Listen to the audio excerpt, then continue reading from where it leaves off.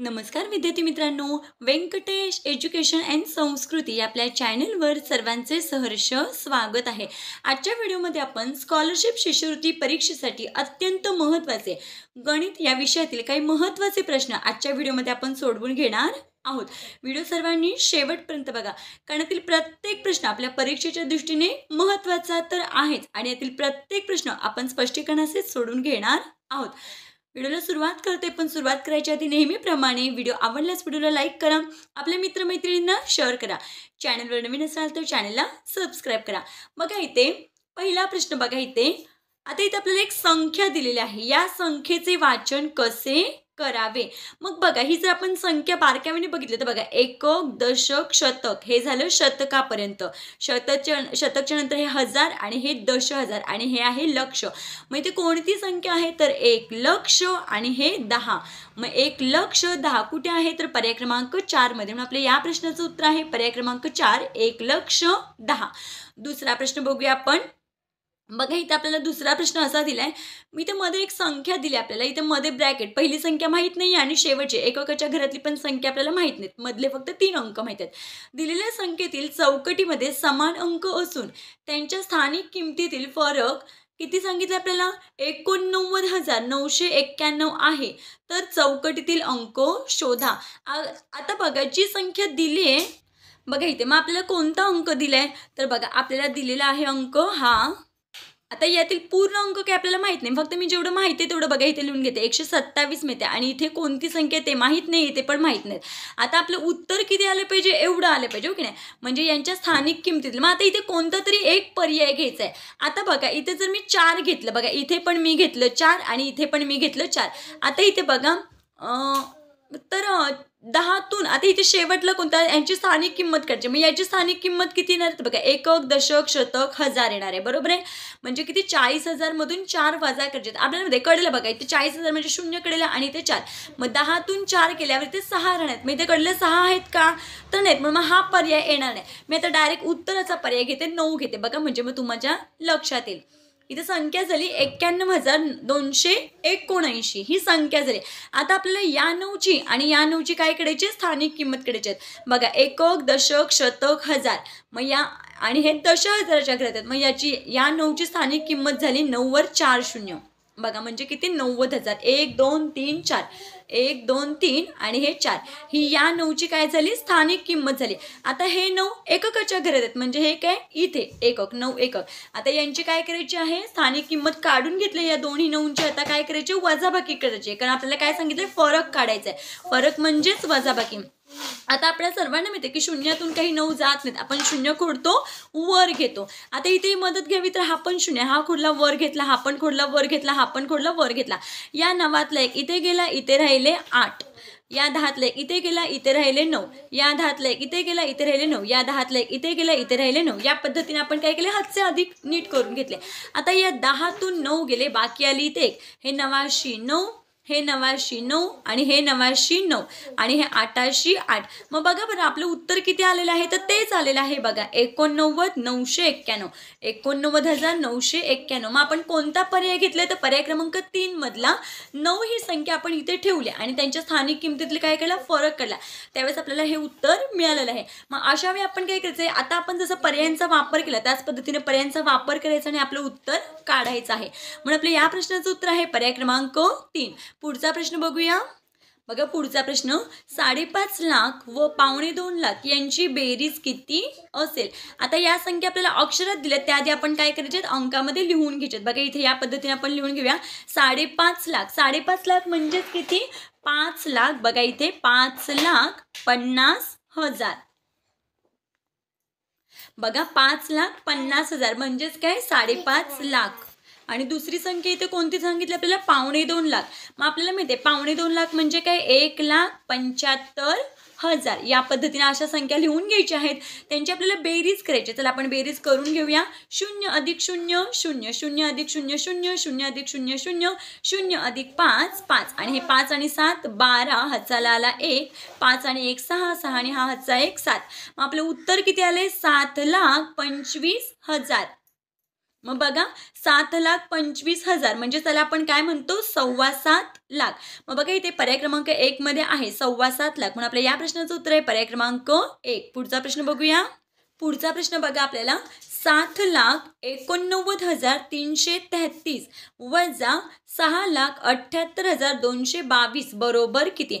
बघा आहे ते आपण दिलेली संख्या लिहून घेऊया. बघा इथे 7,89,333 त्याच्यातून कोणती संख्या वजा करायची तर 6,78,222. बघा मांडून घेतलं आपण. आडवी पण बेरीज केली असती पण आपण उभी करायची म्हणजे आपल्याला काय होणार आहे आपलं उत्तर कन्फर्मच येणार आहे म्हणजे अजिबात चुकणार नाही. उभी बेरीज वजाबाकी.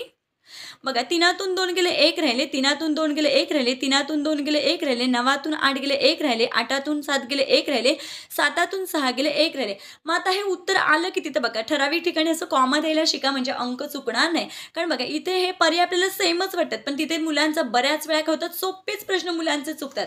मग तसं करायचं नाहीये. तर बघा 1,00,000 कॉमा मला इथे द्यायचा होता इथे नाही. 1,11,111. मग 1 किती वेळा आहे तर 3 आणि 3 6 वेळा. मग इथे बघा पर्याय क्रमांक 2 मध्ये 1 2 3 4 5 6 म्हणून आपल्या या प्रश्नाचं उत्तर आहे पर्याय क्रमांक 2. पुढचा प्रश्न बघा 2 संख्यांचा गुणाकार 100 असून गुण्य व गुणक यातील फरक 0 आहे तर गुण्य कोणता आहे. सगळ्यात महत्त्वाचं म्हणजे आपल्याला माहित पाहिजे की गुण्य आणि गुणक म्हणजे काय. गुण्य म्हणजे बघा आपण गुणाकार करताना जो वर असतो त्याला काय म्हणतो आपण गुण्य म्हणतो आणि ज्याने गुणायचं असतं त्याला गुणक म्हणायचं आणि ज्या संख्येला गुणायचं आहे त्याला गुण्य आणि त्या दोघांचं जे उत्तर येतं त्याला आपण काय म्हणतो गुणाकार म्हणतो. मग आता बघा 2 संख्यांचा गुणाकार किती आहे 100 आहे. मग आपल्याला माहिती आहे 100 कुणाचा गुणाकार आहे तर 10 गुणिले 10 10 10 100. मग आता काय सांगितलं याच्यातील फरक 0 आहे म्हणजे बघा गुण्य आणि गुणक सेम आहे म्हणून तर त्यातली फरक काय आहे 0. मग बघा 10 गुण्य आणि 10 गुणक यांची वजाबाकी म्हणजे फरक मी काढते तर बघा 10तून 10 गेले 0 म्हणजे फरक 0 आहे. दोन्ही संख्यांचा गुणाकार 100 आलेला आहे. मग ती संख्या कोणती तर गुण्य कोणता आहे तर गुण्य आहे बघा गुण्य कोणता आहे तर 10. बघा पुढचा प्रश्न 1 ते 100 संख्येतील 2 अंकी संख्यांमध्ये 7 अंक असलेल्या संख्या किती. आता बघा 2 अंकी संख्येमध्ये विचारले आपल्याला. मग बघा 2 अंकी संख्येमध्ये आता एक जरा डीप मध्ये सांगते लक्ष द्या. 2 अंकामध्ये म्हणजे 1वर 7 17, 2वर 7 27, 3वर 7 म्हणजे बघा या एवढ्या संख्या आहेत 17 27 37, 4वर 7 47, 57 67 70 71 72 73 74 75 76 77 78 79, 8वर 7 87 आणि 9वर 7 97. मग या एवढ्या एकूण संख्या किती आहेत तर बघा या एकूण संख्या आहेत 18. मग 18 कुठे आहे तर बघा इथे पर्याय क्रमांक 4 मध्ये. म्हणजे आपल्या या प्रश्नाचं उत्तर आहे पर्याय क्रमांक 4. पुढचा प्रश्न बघा इथे आपल्याला काही संख्या दिलेल्या आहेत. या संख्या चढत्या क्रमाने लावल्यास पहिल्या व शेवटच्या संख्येतील फरक किती येईल. आता या संख्या जर आपण चढत्या क्रमाने आपल्याला सगळ्यांना माहिती आहे चढता क्रम म्हणजे काय लहान संख्येपासून मोठ्या संख्येकडे. मग याच्यामध्ये बघा या सगळ्या संख्या 5 अंकी संख्या सगळ्यात महत्त्वाचं त्या संख्या 5 अंकी आहेत. आणि दुसरं काय आपण पहिली संख्या बघतो इथे 6 आहे इथे 3 आहे इथे 6 इथे 9 आहे आणि इथे 6 आहे. मग ही संख्या लहान आहेत. मग पहिली संख्या कोणती आहे तर बघा 39,660 ही पहिली संख्या आहे. आणि दुसरी संख्या बघा इथे 6वर 0 इथे 60 आहेत इथे 63 आहेत आणि इथे 69 आहेत. म्हणून 60,369 ही दुसरी संख्या आहे. आणि तिसरी येणार आहे 63,069 आणि चौथी ही संख्या येणार आहे 69,306 आणि चौथी संख्या मग राहिलेली आहे 90,663. बघा या पद्धतीने आपण संख्यांचा चढता क्रम लावून घेतलेला आहे.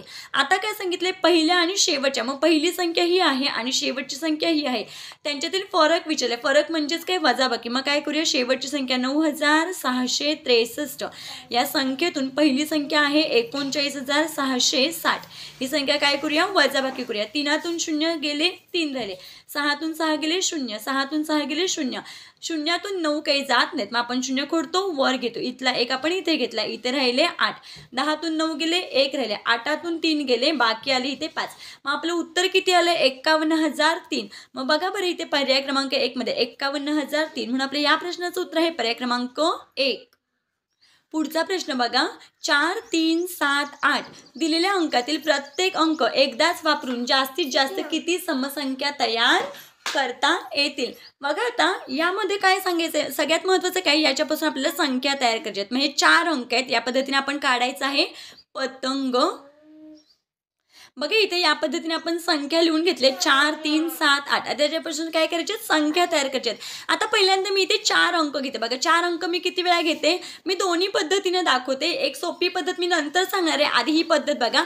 इथे 4 मी 3 वेळा लिहून घेतले. आता आपण काय करायचं बघा, या पद्धतीने या डायरेक्शनने जायचं. 4 3 7 8. बघा इथे 4 3 7 8 याच पद्धतीने 4 च्या नंतर 3 3 च्या नंतर 7 7 च्या नंतर 8 हे आपल्याला माहिती आहे. आता 4 च्या नंतर मी 3 सोडते आणि पुढची संख्या घेते 4 7 8. बघा 4 7 8 आणि त्याच्यानंतर मी 3 अंक घेते. आता काय करायचं, हे दोन्ही अंक सोडायचे आणि पहिल्यांदा 4 4 च्या नंतर 8 घ्यायचे आणि परत बघा या पद्धतीने 4 3 3 7 सॉरी 4 8 3 7. बघा 4 8 3 7. आता हे झालं या डायरेक्शन, मी प्रत्येक संख्या पहिली घेतलेली. बघा इथे 3 घेतलं, इथे 7 घेतलं, इथे 8 घेतलं आणि मग पुढची संख्या घेतली त्या पद्धतीने. आता उलट्या पद्धतीने एकदा जायचं आहे. बघा 4 पासून मी आता या पद्धतीने इथे मी 4 लिहिलं, इथे पण मी 4 लिहिते आणि इथे पण मी 4 लिहिते. आता 4 8 7 3. बघा 4 8 7 3. बघा वेगळाच अंक आहे हो की नाही. आपल्याला आधी किती जास्तीत जास्त संख्या तयार होतात ते बघूया आणि मग आपण समसंख्येकडे वळूया. मग आता मी 4 च्या नंतर 8 घेतला. आता 8 गाळायचे आणि आधी 7 घ्यायचे. मग 4 7 3 8. बघा 4 7 3 आणि इथे किती 8. आता इथे 8 आणि 7 गाळायचे आणि 4 च्या आधी कोणते, 4 च्या नंतर घ्यायचे आहे 3. बघा 3 3 च्या नंतर 8 आणि मग हे 7 8 आणि हे 7. या पद्धतीने एका संख्येपासून किती, बघा एक फक्त 4 मी फर्स्टला ठेवले, त्या पद्धतीने किती संख्या तयार झाल्या, तर या 6 संख्या तयार झाल्या. त्याच पद्धतीने आपण 3 पुढे ठेवून 7 पुढे ठेवून आणि 8 पुढे ठेवून संख्या तयार करून घेऊया. बघा या पद्धतीने आपण एवढ्या संख्या, जसं मी पहिल्याच दाखवलं त्याच पद्धतीने मी या बाकी सगळ्यांच्या अंकांच्या पासून काय केलं, संख्या तयार केल्यात. मग या संख्या किती तयार झाल्या तर बघा 1 2 3 4 5 6 7 8. बघा इथे मी 8 लिहिते आणि प्रत्येक लाईनीमध्ये 3 संख्या आहेत, म्हणजे 8 3 किती संख्या तयार झालेल्या आहेत 24. पण आपल्याला काय सांगितलं आहे, जास्तीत जास्त 24 संख्या होतात, पण आपल्याला समसंख्या सांगितल्या आहेत. मग आता याच्यामध्ये समसंख्या बघा मी अंडरलाईन करते. बघा इथे 8 आहे, आपल्याला माहिती आहे समसंख्या म्हणजे 2च्या पाड्यातल्या संख्या एकक स्थानी पाहिजेत. मग बघा याच्यामध्ये इथे एक 8 आहे आणि बघा हे 4, ही एक संख्या, ही एक संख्या. बघा इथे मी अधिक असं अंडरलाईन करते म्हणजे आपल्या लक्षात येईल. हां, आणि ह्याच्यामध्ये ही आहे, याच्यामध्ये ही. बघा कोणताच अंक डबल पण होणार नाही आपला आणि आपलं उत्तरसुद्धा काय येणार आहे, करेक्टच येणार आहे. बघा या पद्धतीने मी या संख्या किती झाल्या त्या मोजूया आपण. बघा 1 2 3 4 5 6 7 8 9 10 11 आणि हे 12. बरोबर संख्या किती झालेल्या आहेत, समसंख्या 24 संख्या आहेत आणि त्यातल्या 12 संख्या समसंख्या निघाल्यात. म्हणून आपल्या या प्रश्नाचं उत्तर आहे पर्याय क्रमांक 1. आता याच्यापेक्षा एक सोपी पद्धत सांगते, फक्त या 4 अंकांसाठीच ही पद्धत आहे. बघा तुम्ही ती वापरली तरी चालेल, फक्त या 4 असे जसे 4 अंक दिलेत त्याच्यापासून जास्तीत जास्त किती आणि मग त्याच्यामध्ये समसंख्या, ह्या दोन्ही प्रश्नांची उत्तर मी एक सोप्या पद्धतीने सांगते, लक्ष द्या. एकूण या संख्या किती आहेत, 1 2 3 4. बघा इथे आपल्याला 4 संख्या दिलीत, मग आपण लिहून घ्यायचे 4. या संख्यांची दुप्पट करायची, मग 4ची दुप्पट किती आहे 8 आहे. आता या दिलेल्या संख्याच घ्यायच्या आणि का बरं संख्या घ्यायच्या, कारण आपल्याला काय सांगितलं बघा किती, हे दिलेली संख्या किती आहे 4 आणि त्याच्यातून 1 वजा करायचे, मग किती आले उत्तर 3 आलं. मग 4तून 1 गेले 3 आलं. मग या दोघांचा गुणाकार 8 3 24.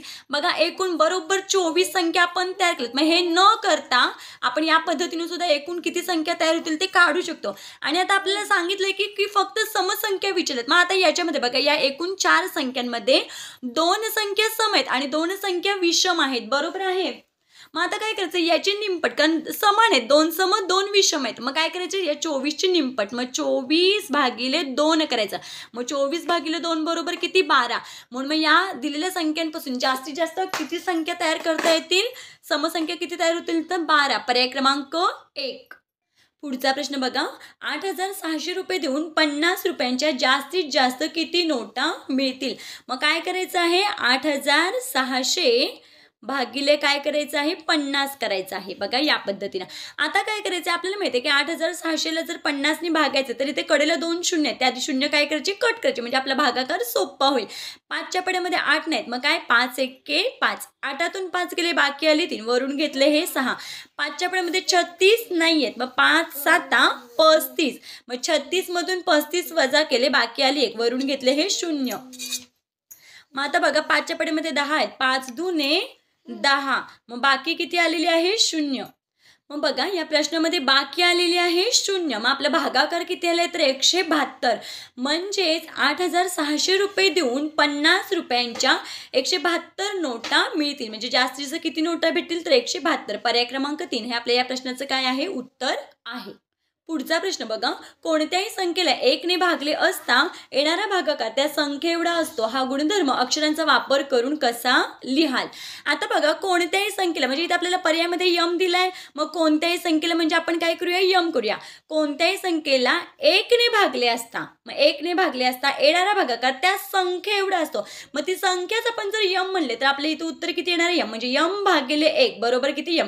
आता एक मी उदाहरण देऊन सांगते म्हणजे लक्षात येईल. आता यम बरोबर मी 2 घेतले, आता 2ला मी काय केलं 1 घेतले, म्हणजे कोणत्याही संख्येला म्हणून मी यमच्या इथे 2 घेतलं भागिले 1. कोणत्याही संख्येला जर 1 ने भागलं तर बघा 1चा पाढा 2 पर्यंत म्हणा, 1 काय 1 1 1 1 दुने 2, म्हणजे इथे किती येणार आहे 2.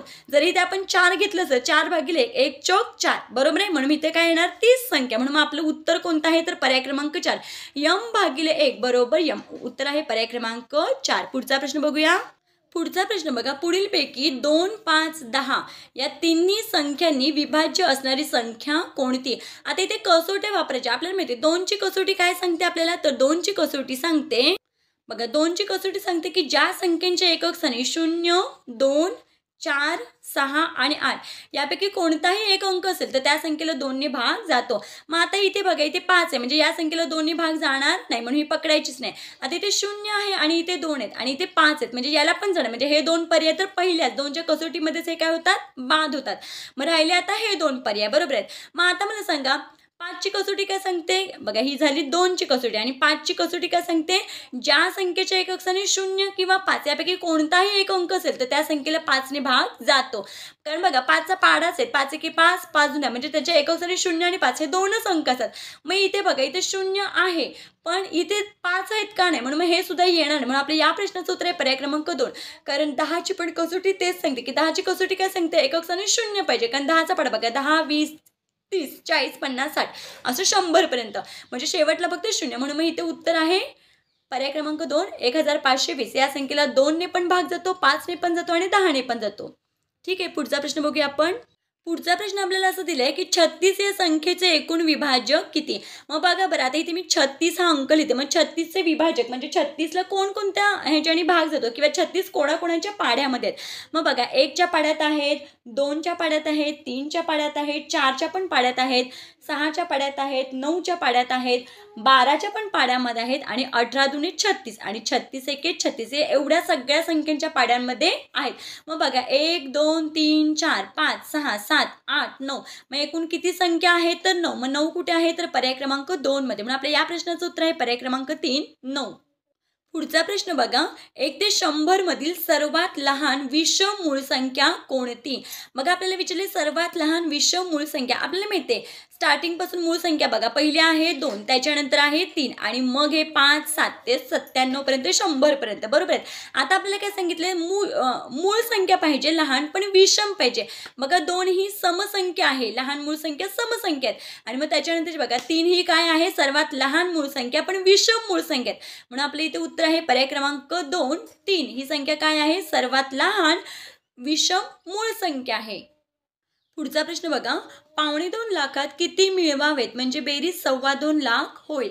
आता बघा 2.25 लाख म्हणजे किती तर 2,25,000 बरोबर आहे. 2.25 लाख मग ह्याच्यामध्ये 2.25 लाखामध्ये किती मिळवावेत हे आपल्याला माहित नाही. मग आपण काय करायचं 2.25 लाखातून 2.25 लाख काय करायचे वजा करायचे.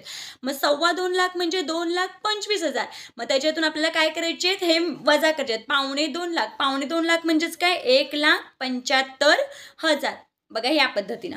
आता काय करायचं यांची वाजाबाकी. 0तून 0 गेले 0 0 0, 5तून 5 गेले 0, 2तून 5 काही जात नाही, 2 खोडायचे वर घ्यायचे, इकडचा 1 तिथे घेतला, इथे राहिला 1 राहिला, 12तून 7 गेले इथे राहिले 5. मग उत्तर किती आले तर 50,000. म्हणजेच बघा इथे 2.25 लाखामध्ये 50,000 मिळवले 50,000 मिळवले तर उत्तर किती येते 2.25 लाख म्हणजे 2,25,000 हे आपलं काय येते उत्तर येते. मग बघा इथे 50,000 कुठे पर्याय आहे तर बघा इथे 50,000 बघा इथे पर्याय क्रमांक 3 मध्ये आहे. म्हणून आपल्या या प्रश्नाचं उत्तर आहे पर्याय क्रमांक 3 50,000. पुढचा प्रश्न बघा 40वा प्रश्न आपण काय झालंय प्रत्येक रांगेत 50 रोपे आहेत. अशा 50 रांगात किती रोपे म्हणजे बघा अशी एका रांगेमध्ये 50 रोपं अशा उभ्या किती रांगी आहेत अशा तर असे 50 आहेत. मग ज्यावेळेस आडवा आणि उभं सेमच असतं 50 त्यावेळेस काय करायचं ह्या 50चा वर्ग. मग सोपी गोष्ट आहे आपण काय करायचं 5चा वर्ग आपल्याला माहिती आहे 5चा वर्ग किती आहे 25 आणि हे 2 वेळा म्हणजे किती 2500. त्याच्याऐवजी आपण जर इथे गुणाकार केला तरी तेच उत्तर येणार आहे बघा 50 गुणिले 50 जर आपण केलं तर बघा 5 25 आणि 1 2 हे काय 2 शून्य म्हणजे किती 2500. मग अशा 50 रांगांमध्ये किती रोपं लागतील तर 2500. बघा इथे पर्याय क्रमांक 1 हे आपल्या या प्रश्नाचं काय आहे उत्तर आहे. बघा या पद्धतीने आपण आजच्या व्हिडिओमध्ये काही महत्त्वाचे प्रश्न स्पष्टीकरणाचे सोडवून घेतलेले आहेत. आशा करते आपल्या सर्वांना हा व्हिडिओ आवडला असेल. व्हिडिओ आवडल्यास व्हिडिओला लाईक करा आपल्या मित्रमैत्रिणींना शेअर करा. चॅनलवर नवीन असाल तर चॅनलला सबस्क्राईब करा. व्हिडिओ कसा वाटला ते कमेंटमध्ये नक्की सांगा. भेटूया पुढच्या व्हिडिओमध्ये. तोपर्यंत नमस्कार. थँक्यू.